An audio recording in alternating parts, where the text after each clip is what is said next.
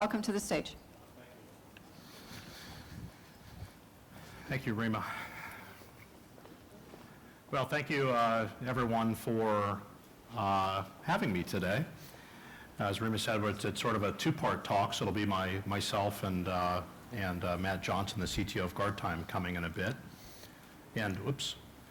And so, of course, we've likely seen this slide before, where we're thinking about making these types of transitions where we're coming out of this period of experimentation around a bunch of these cloud technologies and thinking about large-scale, industrialized deployments of it. And, of course, having within the Ericsson strategy largely these three aspects of mobility, broadband, and cloud. So what I'll tell you today is our view of cloud. The cloud from a core asset class is actually centered around data. And then, of course, the key attribute of cloud is exactly these types of highly accessible systems. And normally we do security by limiting access. And so the way that we do security in these types of environments also has to completely change. And we see this across a number of changing industries. I saw this myself throughout, really spending a decade as a large-scale cloud provider. You saw these types of things where you had high-technology companies, retail, consumer packaged goods, travel, those types of industries adopting these types of technologies. But then the truth is that most other industries are not and have not quite yet. And so really thinking about taking the rest of the industries in the world and how do we digitize them, how do we mobilize them, how do we start having them based on a cloud platform, and how do we start taking really sort of an end-to-end view of this from data to compute to the network out to the devices themselves, and taking much more of this nice top-down view of having, of course, applications and then the data that they generate and consume. And when you start thinking around, what is cloud and what the technology cycle actually is, we, of course, here at Ericsson have been responsible for building and in some cases also helping operate some of the world's largest distributed global network infrastructure. And cloud very much is around taking network, compute, and data and bringing it together under one automation and governance domain. And if you throw the cloud word aside and you think about what the real cycle is and really where these advantages come from, the first one is really around thinking about how do we standardize things, really sort of standardize technologies end to end and develop a one facility, one hardware, one software, one operational, one economic model end to end. And the interesting thing is that if we were having this conversation 100 years ago because we were doing a factory together, we'd be going through the same steps effectively. And when you start thinking around the key benefit of this as being the continuous improvement of the underlying infrastructure. So one interesting fact here is, like, for example, when I was running a cloud, between like 2009 and 2013, we took the cost of, say, delivering something like a 4 gigabyte VM, we took the internal cost of that down by 94% within the same period of time that most people just keep one piece of hardware in one application. And even though we reduced the external price like 80% in the market, we still had a business that was 14 points better on the bottom line. And that came from that exact sort of very vigorous one facility, one hardware, one software, how are we operating it, how are we understanding it as an economic system, and how do we continuously improve this type of infrastructure. The second phase in this cycle really comes about combining things. It really is this consolidation effort about how are you driving high occupancy of facilities. Because if, for example, if data centers are below 50% occupancy, the cost of the facility dominates the economics of the overall system. So you have to drive high occupancies. You also have to know what utilization you can achieve. In some cases with network operators, they have to design for peak, so their max utilization might be 25%. In other cases where you're actually offering sort of virtual machines and containers as a service and different data storage type offerings, you can maximize towards 80, 90% utilizations. But you do need to know what that is, and you do need to optimize towards that number. And then, of course, continuously driving up the density of these types of environments and really sort of working on that. This is where CapEx benefits comes from. And if you look at how these two things get enabled within products, and then how they get enabled from consulting and services, all three of them play together in the first two steps of this cycle, really helping our customers figure out an end-to-end facility, hardware, software, operational, and economic model for the infrastructure, setting it up for continuous improvement. Really then sort of thinking about what are the occupancy, utilization, and sort of density rates of these, and let's drive those up. And as I said, that takes sort of the end-to-end approach. There are things I have to do in the product. You have to do consultative selling and consulting, and you have to have global services and these types of things to really bring that up. The third phase of this type of transformation is really to sort of abstract it. And I use the word abstract rather than the word virtualize because, you know, if we were sitting around in 1962 and said the word virtualize, we'd be thinking about like creating virtual memory on top of physical memory. Now we say it and we think running a VM. But this is really the point where you sit down and say, how am I making this system completely programmable, and I'm exposing all functionality and all capabilities out of the system? And virtualization is part of that toolbox, but it's really around driving that abstraction. This is what gives us the key attribute of clouds. If you stop and you think about how is an infrastructure that we call a cloud today different from any type of infrastructure that we looked at 5 years ago, clouds are highly accessible. You're able to program against them. You're able to mix and match elements together to make something that wasn't possible before. So, accessibility is really the lead attribute of cloud. The step where we abstract sets us up for the fourth phase, and that's automation. And automation is really around automating all use cases and desires from that infrastructure so that you really basically take all human interactions and have machines do them.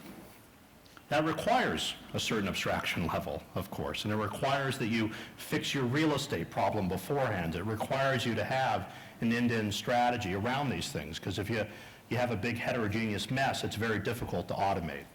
So automation comes next. And this is the key benefit of OpEx. And so when people say things like, well, I'm going to a cloud so I can achieve OpEx and CapEx savings, then it's like, all right, standardize first, combine it, let's think about all the interfaces available to us, let's drive automation, and then you get these things. If these strategies don't exist, there is no OpEx or CapEx gains. Going to a cloud will probably end up being more expensive for you. And if you don't do these four parts right, you in fact can explode complexity and end up with more issues and more heterogeneity when you're in fact trying to drive that out of the infrastructure. And the fifth and final phase is that if you're going to go ahead and make an army of automated robots, you have to make sure that the robots do not take over the world. And that's governance. And that means sitting there and saying, how are we knowing that we get the performance that we want? How are we knowing we get the quality? How are we knowing we're hitting our economic metrics? How do we know that we're compliant? And how do we know that we're secure? And this is the key inhibitor right now of cloud usage, and I'll tell you more about that. Because if you think about what I said just a little bit earlier, clouds are highly accessible, programmable systems. We normally do security by limiting access and not allowing systems to be programmable. So therefore, you can't do security the way that you used to do it. You have to shift from a limit accessibility model to a model based on how do I guarantee the integrity and the confidentiality of this overall system and the data inside of it. And so it's very important in my mind to sometimes throw out the cloud word and say, okay, cloud is very much infrastructure and taking network compute data, bringing it together into one automation, one governance domain. And if you look at the real process you have to drive, if you think about first 90 days on the job as a CIO, what do I have? Where is it? What hardware do we have? What's on it? What are my apps? Where are my data? And if you take that top-down view of it, I have applications and I have data. I have data that those applications generate and consume. They both need to be on a platform, and they both need to be on underlying infrastructure that I can continuously drive efficiencies in. That's sort of like a nice top-down view of it. So when we start thinking around this transformation journey here, it really is around taking, where we are today, and as I said, really start bringing a very wide range of products that fix real problems for our customers to market, radically simplifying the network, and then with it also the compute and the data aspects of things. And then the cloud services aspect, and when we mean services here, like global services, those types of steps are required to do that. And then finally getting to the point where we can combine all of these types of things together into one sort of operational domain. We also are sort of working from the premise that if you stop and you think about this cycle that I took you through, the promise of cloud technologies to date have fallen short for the world's largest enterprises. The fact is they drive heterogeneity, not homogeneity. They don't drive standardization across these things. They're not sort of geared towards how do I really consolidate these things. They're not sort of sitting there and having real efforts around the abstraction layers. Automation is still not end-to-end, and governance is nearly absent in most of these systems.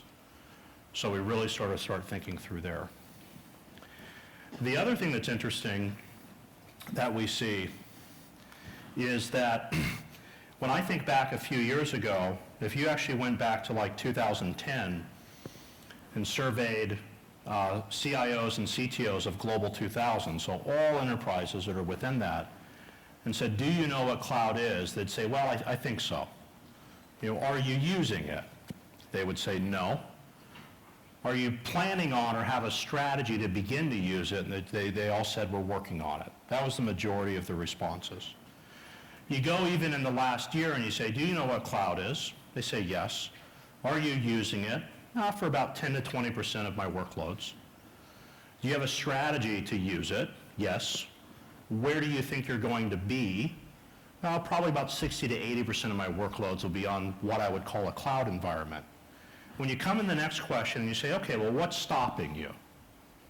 The number one reason why is exactly what's on the slide here. Typically 70 to 80% of respondents in every survey that you basically see say their number one concern is security and governance of a system. If I go and I put this on a cloud, or even particularly if I use a cloud provider, if I go and put my data there, how do I even know it's there without downloading all of it? But I don't have anything to download it to anymore. How do I know it's what I put there? How do I know that someone at the cloud provider hasn't done something to it? Not corrupted it, but dropped a zero from a number, and now I've made a bad business decision as a result. How do I know these things? And so governance becomes really sort of the key thing that has to be overcome from a product and a services standpoint right now. And just so you know as well, the number two and the number three reasons. The number two reason is, well, we're not so sure we have the expertise quite yet. And the number three reason is some people are still trying to figure out how it's a real top-line generating strategic differentiator for them. So again, clearly, product, services have to go together to tackle those top three. So when you start imagining a cloud that, one, you can't inherently trust it. It's got known performance and known economics. It's the governance. It's where the needs of the business drive what applications you have, drive the data that you have, drive the underlying sort of infrastructure, is still always available, and it is in fact something that is compliant and does meet regulatory sort of needs. Doesn't break the law, a little simple and extreme there, but that's fine. The other reality then, like I said, is notice every day you pick up the news and someone else basically has some cybersecurity issue.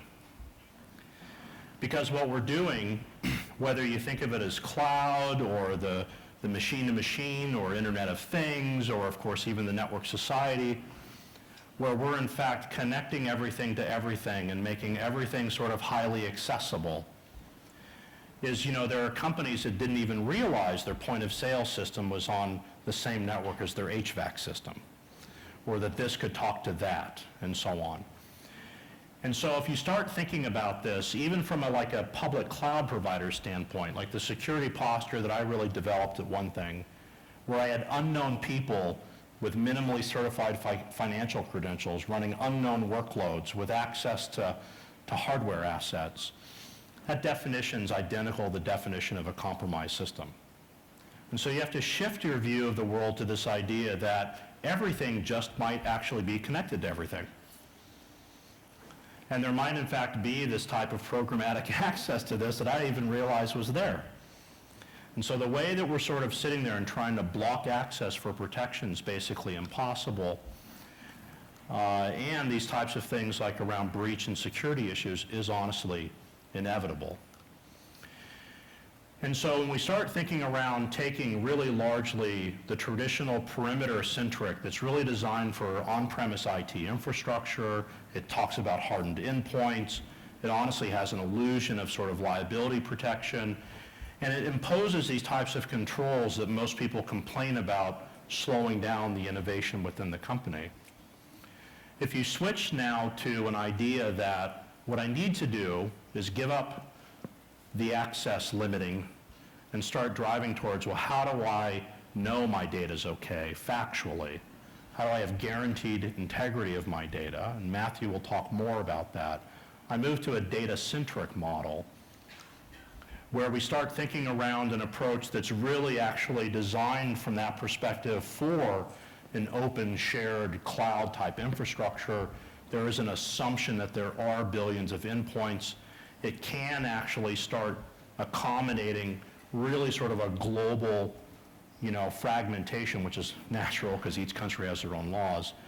And we start thinking around a security approach plus an identity approach plus an end-to-end system integrity approach as not being something that slows down innovation. So really when we think about these ideas of, today's regulations for that compliance and auditing of how I protect my data, of these new sort of types of questions, how do I protect my data regardless of where it is, plus how do I know what's really been changed, when did it occur, who did it, how can I make it easier to actually authenticate a whole lot of devices, and then most importantly, these types of methods have to be ones that are even provable in a court of law and you can insure against. Become sort of key bits. And so with that, I'd like to introduce Matt Johnson to the stage. Matt's the CTO of Guardtime, a Estonian cybersecurity company that's around guaranteed integrity. Thanks, Jason. And I'd like you to go ahead and take that. Well, perfect.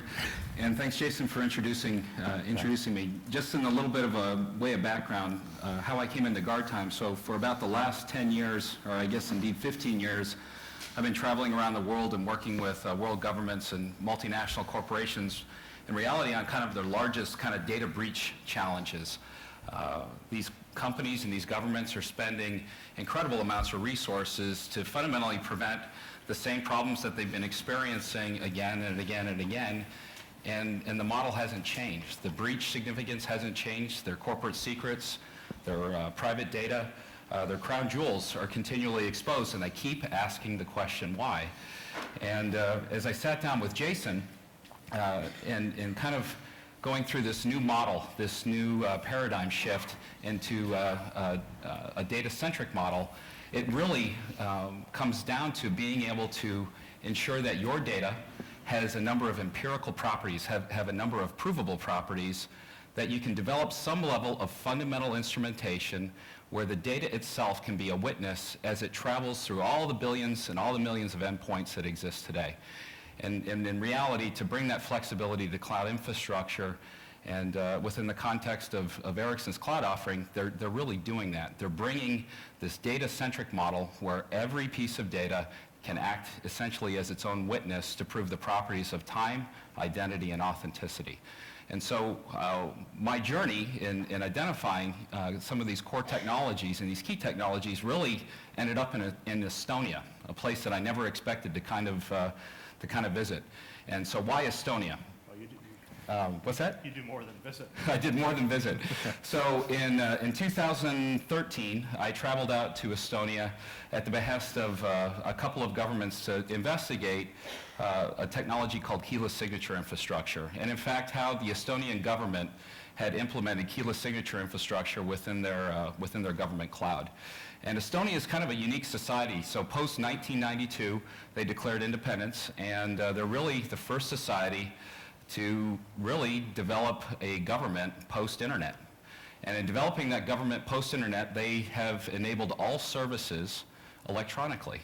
In enabling those services, you can do things like pay your taxes, file tax returns, buy fuel.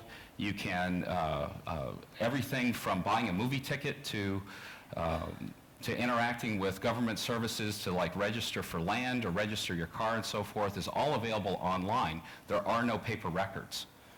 And because there aren't paper records and because of the uniqueness of their history, they wanted to enable a technology and a platform and a data-centric model whereby the citizen, the private sector, and the public sector could all mutually audit each other's behavior against the service contract that those three parties were signing up to, so that each one could independently verify that the terms and conditions that they were signing up to and the manipulations on the data from each of those three groups could be independently verified. And that, in fact, is what keyless signature infrastructure does. And it does so with two very distinct and unique differences. Today, inside of North America, there's a heavy emphasis on public key infrastructure, or PKI. And the fundamental issue with PKI for authenticating large-scale amounts of data is that, one, the data might live in multiple geographies. Two, that data relies with PKI on a trust anchor like a secret or a complex infrastructure which has multiple trust anchors like human beings. And human beings can be compromised and exposed. And so what Estonia sought to do instead was develop fundamental instrumentation, empirical evidence, a fingerprint, of any digital asset that travels across the network, and so the properties of that asset could be independently verified regardless of the user, the government, or the individual actually accessing the data. And that, in fact, is what keyless signature infrastructure does. With Estonia, 100% of the electronic health records are online, 99.8% of banking transactions are conducted online. Don't ask me what the 0.2% are.